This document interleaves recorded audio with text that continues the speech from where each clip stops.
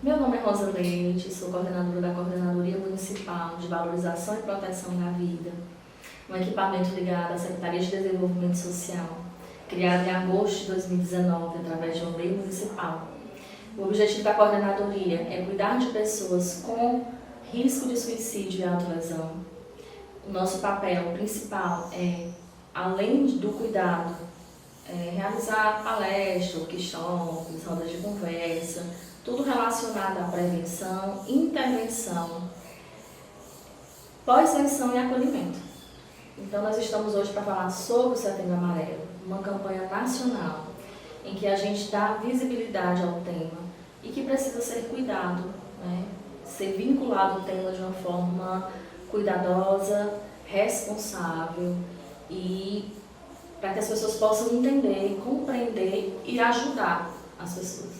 Então, o objetivo do Setembro Amarelo é cuidar de vidas. Perfeito. Rosa, e fora esse objetivo, né, que você trouxe, esse cuidado, essa escuta, esse acolhimento, essa capacitação de profissionais, essas atividades, dentro de escolas, né, esse movimento que a coordenadoria já faz.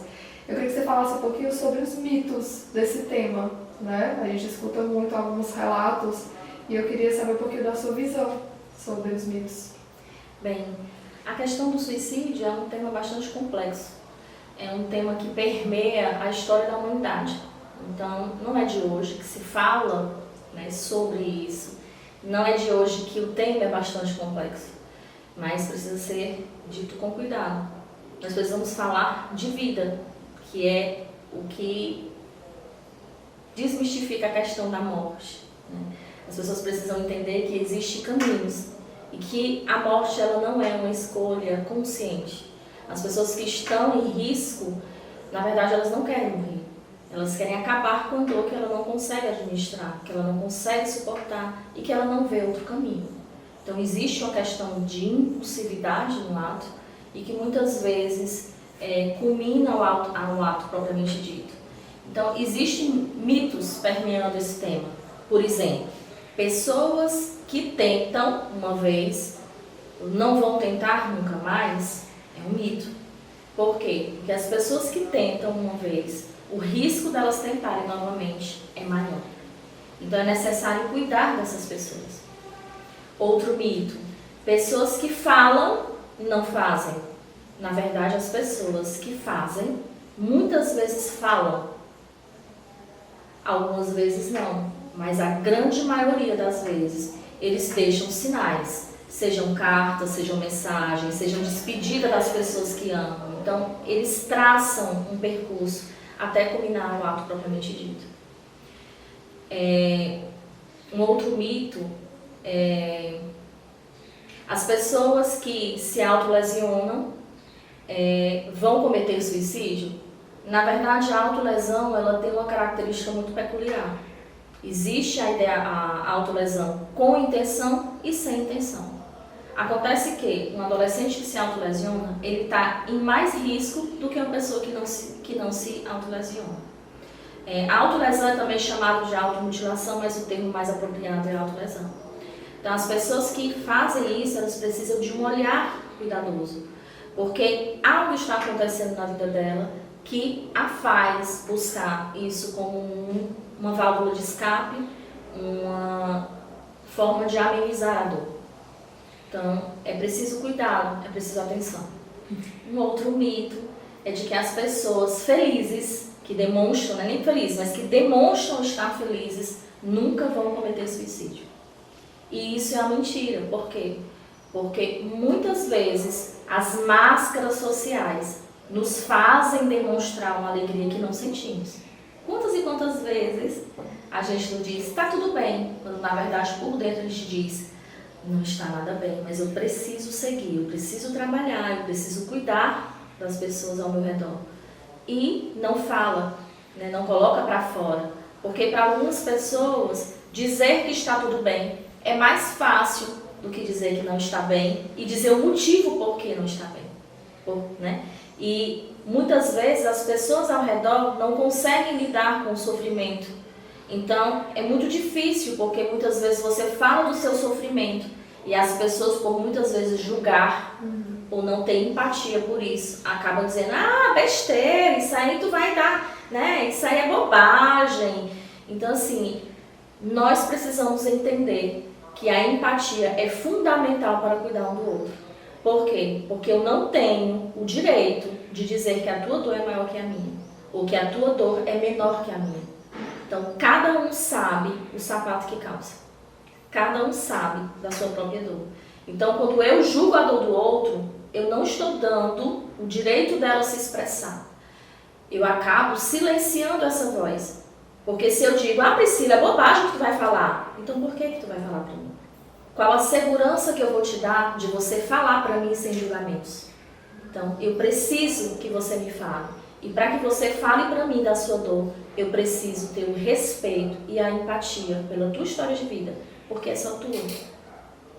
A gente lembrar que todos nós temos altos e baixos é importante para a gente conseguir tirar essa máscara social, porque às vezes nós somos homens, chefes de família, temos um emprego bom, temos responsabilidade porque temos filhos, temos esposas, né?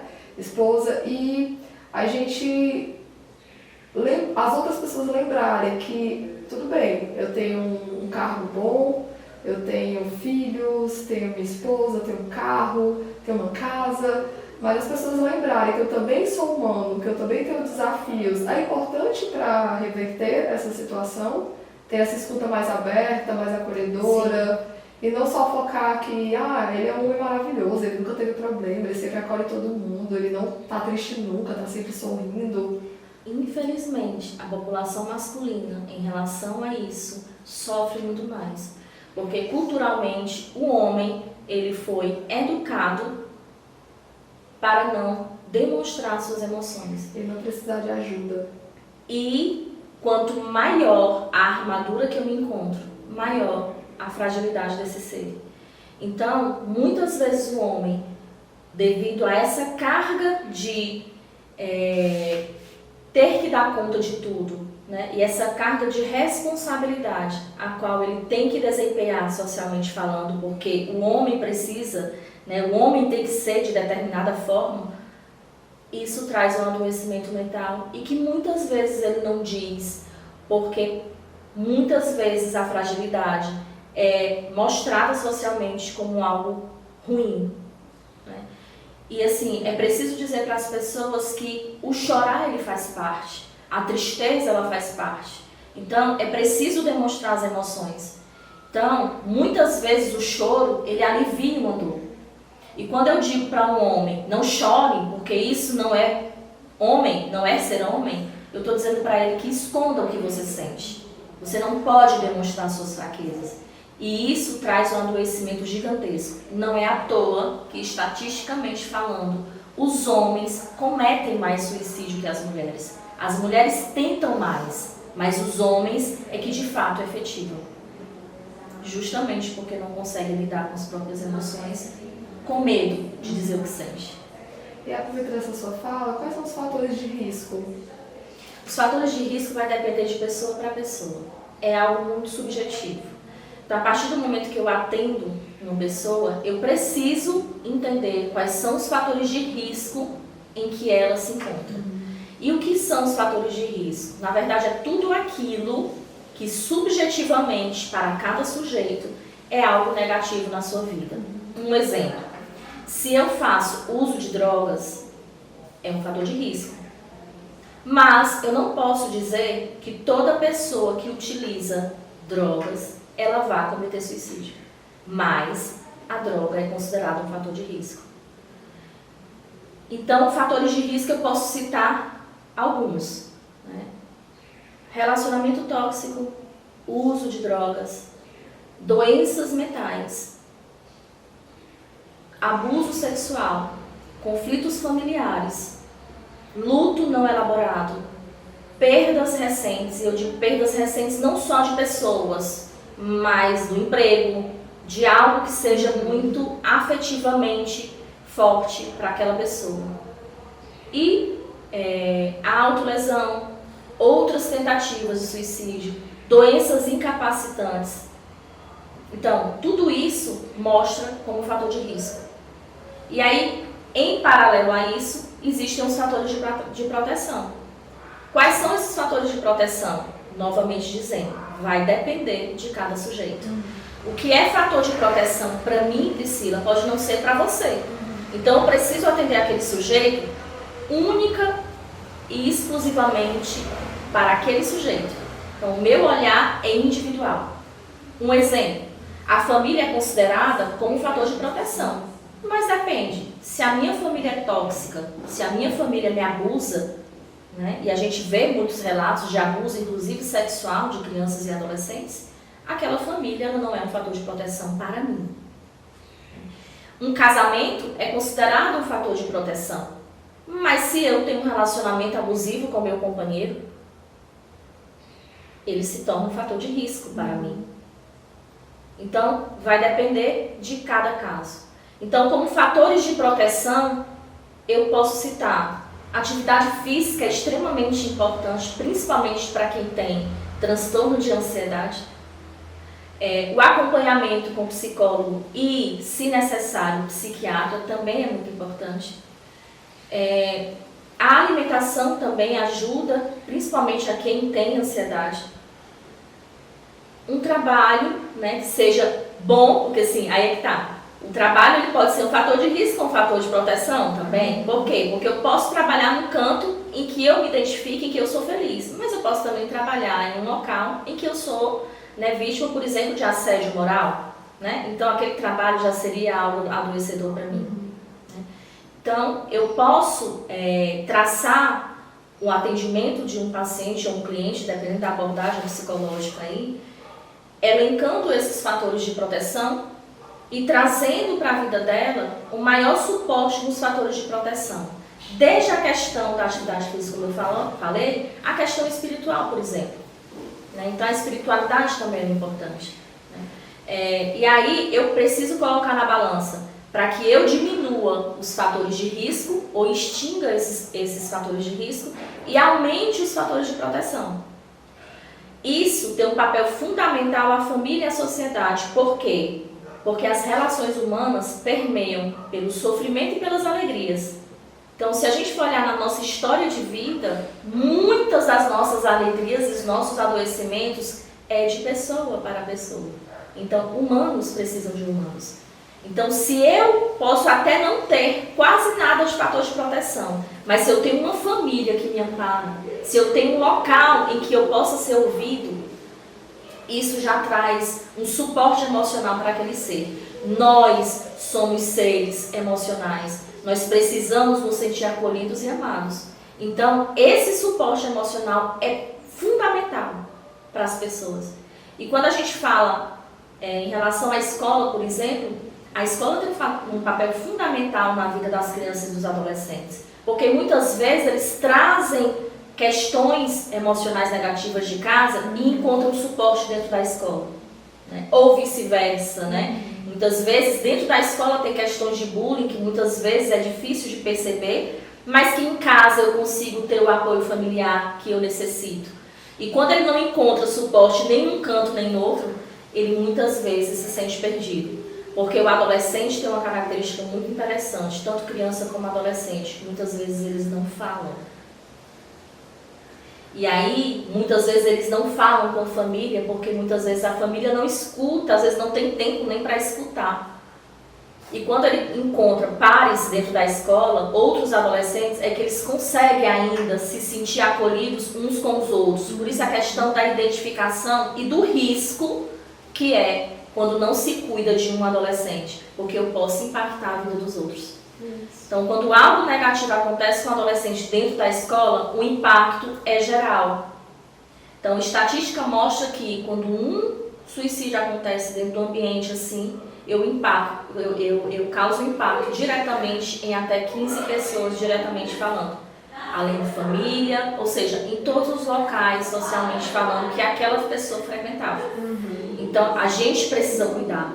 Eu tive uma palestra recentemente em uma escola e uma das falas que eu tive para os pais é que muitas vezes os pais deixam os filhos sob a responsabilidade da escola como se a escola tivesse a obrigação de educar. As crianças precisam ir educadas de casa e serem ensinadas na escola. Há uma diferença muito grande. E quando eu digo que o papel das pessoas dentro desse ambiente escolar para a proteção dessas crianças e adolescentes é o todo, é porque de fato é o todo. Exemplo, se uma criança não está bem, porque não vem bem de casa, ela impacta diretamente a vida social dentro da escola. Então, não é problema só meu daquela criança, é problema de todos os pais, de toda a comunidade escolar. Então, essa coisa de dizer, o coleguinha do meu filho está passando por esse problema, mas não é problema meu, não tenho nada a ver com isso, é falho pensar assim. Por quê? Porque eu preciso cuidar do meu filho, mas eu também preciso cuidar do filho do outro, porque o filho do outro impacta diretamente no meu. Então, eu sempre digo que a escola é um ser vivo. Então, tudo que acontece na escola afeta a escola e o ambiente fora da escola. Assim como a sociedade afeta dentro da escola, nós também afetamos indiretamente fora da escola. Então, a gente precisa estar juntos, sociedade, pais, escola, para que realmente a gente consiga ajudar essas pessoas que estão ali dentro. Perfeito. E puxando para esse lado da escola, né? Eu, enquanto professor, enquanto coordenador, enfim, como que eu posso estar dando esse auxílio para essa criança, esse adolescente que me procura? Né? Como é a minha fala? Como que pode ser a minha postura? Como que eu posso acolher? Como que eu posso fazê-lo se sentir acolhido e protegido? Pronto. Quando o adolescente chega a falar, isso já é um ponto muito positivo. Então a gente precisa acolher, sem julgamentos. O que acontece muitas vezes é que eu preciso dar conta de uma missão que é ensinar. Então, muitas vezes eu não olho ou não quero enxergar para aquilo que muitas vezes está bem diante de mim. Então, muito cuidado com crianças muito caladas. Às vezes os professores tendem a observar mais aquelas crianças que fazem barulho, que desobedecem, que criam terror na sala de aula. Quando, na verdade, não só essas precisam ser vistas, mas aquelas muitas vezes que estão no fundo da sala, silenciosamente e muitas vezes fazendo aquilo que é pedido. Mas ele tira notas boas, ele não tem problema nenhum. A gente não sabe da dor do outro, né? E aí é preciso acolher, é preciso encaminhar esse adolescente ou essa criança para um serviço que eu sei que na Estação da Luz tem. Então preciso cuidado. Rosa, mas o que ela traz para mim não é exatamente com ela, é o que acontece dentro da casa dela. Então eu preciso acolher a família também. É como eu falei, se a gente não estiver junto, não só da criança e do adolescente, mas também da família deles, a gente vai perder a oportunidade de ajudá-lo. Porque você vai estar enxugando o gelo. Eu atendo aquela demanda, mas se eu não cuido dessa família, não vai servir esse atendimento. Por quê? Porque eu vou estar enxugando o gelo. Ele vai continuar com essa demanda, reproduzindo os mesmos comportamentos, o mesmo sofrimento, e aí eu não vou dar conta. Muito complicado a gente rotular ou então criar uma falsa impressão de que só quem tenta ou quem se automutila são aqueles meninos que falam do seu sofrimento ou não falam, mas está ali triste no canto, né? Eu digo que o suicídio ele não tem cara, né? É algo que acontece em qualquer nível social, de qualquer escolaridade, de qualquer gênero, de qualquer religião, de qualquer filosofia, né? Então permeia o universo humano. Então eu não posso dizer que aquele menino tem tudo, então ele não tem a necessidade disso, né? Na verdade, às vezes ele tem tudo materialmente falando, mas ele não tem o principal, que é a atenção, o carinho, o amor. Então a gente precisa observar mais. Então, geralmente, quem está em sofrimento tem uma mudança de comportamento. Um exemplo, se é uma criança muito alegre, muito extrovertida, de repente ela se isola no canto da sala. Ou então, é aquela pessoa muito expansiva e tudo, mas não gosta de falar sobre si mesma. Ou seja, essa aí ela está mascarando uma dor. Ela coloca a máscara social para dizer, não, tá tudo bem, eu não estou nem aí para nada e tudo, mas ela traz um sofrimento ali guardado. Então, eu já vi depoimentos de que as pessoas muitas vezes tiram foto sorrindo, 2 horas depois elas tentam. Então a gente não existe um perfil, né, de pessoas para isso. Mas se eu conheço, é por isso que é tão importante a gente conhecer uns aos outros. Às vezes a gente só responde, por exemplo, bom dia, mas a gente não conhece genuinamente aquela pessoa. Né? Conhecer totalmente, 100%, a gente nunca vai conhecer. Mas se eu tenho uma proximidade maior, se eu sei exatamente como aquela pessoa se comporta, se eu converso com ela, principalmente os pais precisam conversar mais com seus filhos, né? Parece que existe assim um rompimento nas relações de comunicação entre pais e filhos, né? Parece que o pai fala B, o filho fala C e eles não se entendem. Então é preciso haver uma comunicação, e uma comunicação, detalhe, não violenta. Porque muitas vezes os pais querem impor a própria vontade, mas se escuta de saber qual é o desejo de fato do filho. E ali negociar, e conversar, e ter um diálogo sincero. Então, quando eu conheço aquela pessoa, eu consigo perceber as nuances e as mudanças de comportamento. Geralmente, quem comete suicídio ou se autolesiona deixam marcas não só, no caso de autolesão, não só no corpo, mas muitas vezes escrevem, desenham, dão sinais, falas como não aguento mais, eu gostaria de não estar aqui mais. Falas essas de finitude, de que a vida não faz sentido, é muito comum. Né? Eu costumo muito também visualizar os stories no WhatsApp dos meus pacientes e clientes. Por quê? Porque ali muitas vezes ele dá sinais de que algo não está bem. As redes sociais também. Muitas vezes eu compartilho coisas, se eu estou precisando, muitas vezes falar, mas eu não tenho a coragem de falar de fato, eu posto coisas que indicam que eu não estou bem. Então, existe inclusive, quando se coloca mensagens de que não está bem, muitas vezes as redes sociais elas têm uns recursos para que seja direcionado para um atendimento ou um link do CVV. Não sei se você já viu, se você colocar a palavra suicídio no Google, vai aparecer logo de fato o CVV dizendo precisa de ajuda, fale conosco. Então eu acho muito interessante o papel das mídias sociais. Ela tem um fator negativo, fato, né, a exposição, né, daquela felicidade, né, perfeita, de que está tudo bem, que as pessoas não mostram muitas vezes as suas dores nas redes sociais, maquiando um sofrimento. Mas as mídias sociais ela tem um papel fundamental também no cuidado e na valorização da vida. Sim. Então a gente precisa explorar isso mais, mostrar que realmente a gente pode utilizar as redes sociais de uma forma consciente, né, para que ela possa trazer mais benefícios do que males.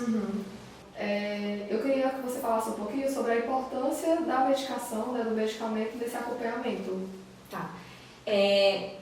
Existe, o que eu preciso falar para vocês é o seguinte, existe um nível, né, nesse adoecimento, que vai desde os sintomas leves, moderados e graves. Então, para que a gente possa entender isso, é preciso conhecer a história do sujeito. Então, se é uma pessoa que está passando por uma situação difícil, que está doendo demais, eu tiro como exemplo o luto. Perdi uma pessoa muito querida e eu estou muito mal. Né? E é importante vivenciar esse luto. Né? Eu gosto muito da frase que diz, é preciso viver o luto para não viver de luto. Então, se eu não estou conseguindo, está muito difícil, eu não consigo, né, fazer as coisas que eu preciso fazer, está doído, mas eu não toco nessa questão da morte, eu não penso nisso, então eu posso dizer que ela está num sofrimento leve. Né? E aí eu posso, desde a intervenção psicológica, né, um acolhimento psicológico, se de repente tiver algo relacionado à ausência de sono ou algo mais assim complexo, eu posso sim encaminhar essa pessoa para um psiquiatra e ele vai mediar isso ou dizer se há uma necessidade ou não dessa medicação. A gente tem que ter muito cuidado nessa questão da medicação, por quê? Porque há muitas vezes a questão da automedicação. Tem pessoas que dizem assim, eu tomei determinado medicamento porque a minha vizinha tomou e se sentiu bem. Então, a automedicação, ela é extremamente perigosa. Primeiro porque eu não sei se aquela medicação de fato vai servir para mim, não é porque serviu para uma pessoa que vai servir para mim. As medicações, elas têm um ganho, mas elas também têm efeitos colaterais. Então, eu posso estar me automedicando e trazer problemas muito mais complexos para mim resolver depois. Então, eu preciso, qualquer medicação, ela precisa ser passada, ministrada, né, por um especialista, no caso, um psiquiatra. Então, eu preciso ter esse acompanhamento, porque a medicação ela precisa ser cuidadosa, né? E esse médico precisa fazer uma avaliação para esse sujeito. Então, quando é que Rosa, então a medicação ela é importante? Sim, ela é muito importante para quem realmente necessita dela. E isso só quem vai avaliar é um profissional de saúde, é um psiquiatra. Então, ela precisa ser encaminhada para, no caso, né, aqui no Eusébio, o CAPS geral, para que isso seja realmente, de fato, visto por esse profissional, se há uma necessidade ou não. Então, se há um risco moderado, então se essa pessoa, o exemplo que eu dei, que está de luto, mas ela não consegue trabalhar, ela pensa em morrer, ela planeja isso, ela pensa nisso o tempo todo, então ela precisa, de fato, ser encaminhado, além do profissional de psicologia, para um profissional também da psiquiatria, para que ele possa avaliar a condição de saúde mental desta pessoa. Se ela é um risco mais grave, se ela já tentou suicídio 1, 2 vezes, já foi para a UPA várias vezes, ela precisa ser encaminhada com urgência para um serviço de saúde mental. Rosa, em quais locais tem o Eusébio para esse atendimento? Dependendo do nível de adoecimento, ela pode ser encaminhada para o CAPS geral, como eu falei. Se a pessoa tentou suicídio e ela precisa de uma ajuda porque está ferida, porque precisa dessa ajuda de imediato, eu posso acionar o SAMU e posso encaminhar para a rede de saúde, que seria, no caso, a UPA. Então, depois dela ser atendida nesse serviço de saúde para cuidar dela fisicamente, ela precisa ser encaminhada para um serviço psicológico. E aí, dependendo do grau, ela pode ser encaminhada novamente para o CAPS geral, a coordenadoria pode fazer esse atendimento. Se for relacionada ao uso de drogas, né, e as comorbidades relacionadas ao uso abusivo de drogas, de álcool e outras drogas, eu posso encaminhar para o CAPS AD para que ela tenha um acompanhamento e aí sim fazer o tratamento de forma correta. Então, cada caso é um caso e a gente precisa analisar de forma consciente, efetiva e com muita responsabilidade. Perfeito. E para a gente finalizar, eu queria que você deixasse uma mensagem. Setembro começa amanhã, é um mês muito simbólico, né, para todos que fazem esse trabalho, nessa luta, né, nesse cuidado, né, das pessoas, enfim, principalmente que têm algum tipo de comorbidade, ou que já tentaram, ou que pensam, né, nessa temática. Eu queria que você deixasse uma mensagem. Bem, primeiro eu gostaria de agradecer e dizer assim, o Setembro Amarelo ele precisa ser não só setembro, né? Eu sempre brinco, deveríamos ser agosto a dezembro amarelo, porque falar de vida é falar todos os dias. Então, para as pessoas que estão nos assistindo, que estão passando por algum problema, falem dos seus problemas. Falar é a melhor solução. Porque quando a gente fala, a gente tem a possibilidade de encontrar caminhos. E falar cura, chorar cura, abraçar cura. Então, existem caminhos que podem ser percorridos por você que está em sofrimento e que muitas vezes não encontra uma saída ou acha que não tem saída. Então, humanos precisam de humanos. Nós temos um papel fundamental no combate a esse grande mal do século, que é adoecimento mental. Então, nós podemos cuidar de pessoas em qualquer espaço que nós estivermos, porque cuidar de saúde mental não é só estar no equipamento da saúde. Todos nós temos um papel fundamental de cuidar uns dos outros. Então, é isso, né? Precisamos falar de vida. A vida, ela precisa ser sentida, vivida. E não é porque a tua vida não está bem hoje, que amanhã você não possa ter um dia maravilhoso, com o sol lindo e estonteante, para que você entenda que viver vale a pena. Obrigada, Rosa. Ai, emocionei. Nossa, deixa eu chorar também, com certeza.